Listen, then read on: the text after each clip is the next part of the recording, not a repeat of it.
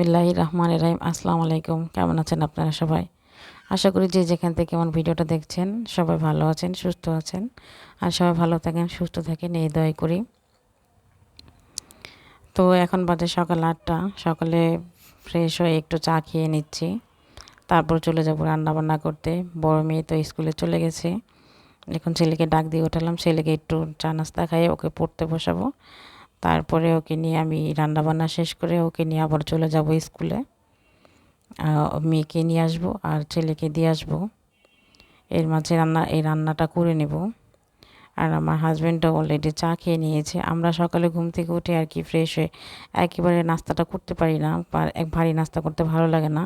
প্রথমে একটু হালকা পাতলা চা খেয়ে নিই, তারপরে নাস্তাটা করে নিই।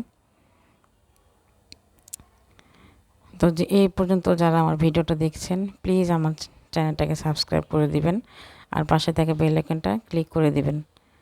আর যারা অলরেডি এই কাজটি করেছেন তাদেরকে অসংখ্য ধন্যবাদ।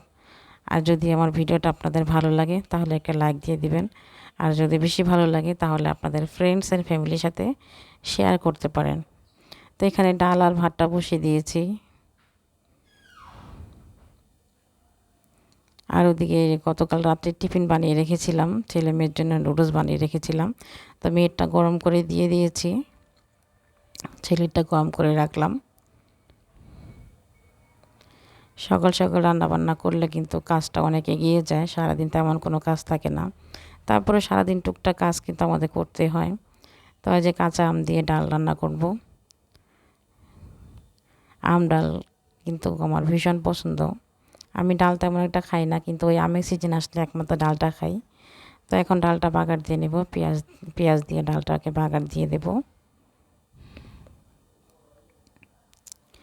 আর আজকে রান্না করব রুই মাছ দিয়ে, সবজি দিয়ে রান্না করব, একটা ঝোল রান্না করব, মাছের ঝোল। ফ্রিজে কিছু সবজি ছিল, ধন্দুল ছিল, বেগুন ছিল, তো ভাবলাম যে একটু একটু করে ছিল, তো এটা দিয়ে কয়েক টুকরা কাতল মাছ আছে, কাতল মাছ না রুই মাছ, সরি রুই মাছ, তো এটা দিয়ে রান্না করে ফেলবো।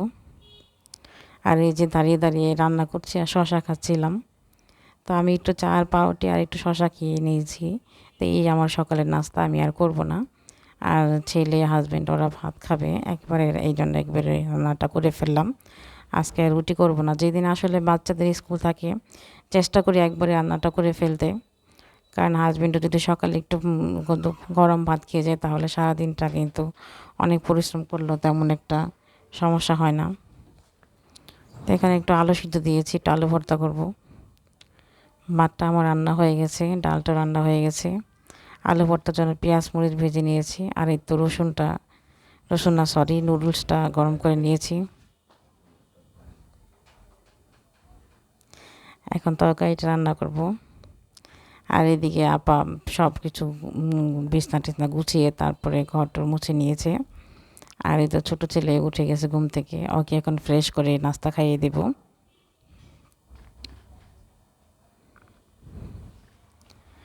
ওকে নিয়ে আমার অনেক সমস্যা পড়তে হয়। ও সকালে নাস্তা একদমই করতে চায় না, সকালে তেমন কিছু খেতে চায় না, একটু হালকা পাতলাই খায়। দেখি কিছু হালকা পাতলা কিছু খাইয়ে দেব। তারপরে স্কুল থেকে আসার পর ওকে একবারে দুপুরে খাবারটা খাইয়ে দেব। তো চলে এলাম বারান্দায়। গতকাল রাতে তো অনেক বৃষ্টি হয়েছে, ওয়েদারটা বেশ সুন্দর ছিল, রোদও না আবার বৃষ্টিও না। এরকম ঠান্ডা ঠান্ডা ওয়েদার কিন্তু আমার ভীষণ ভালো লাগে। আর এখন কিন্তু প্রতিটা গাছে প্রায় একদম ফুলে ফুলে ভরে গেছে।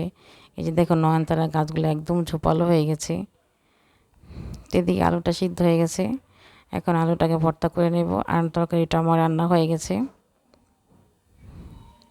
তো রেসিপি শেয়ার করলাম না, রেসিপি শেয়ার করলে আসলে ভিডিওটা অনেক বড় হয়ে যায়।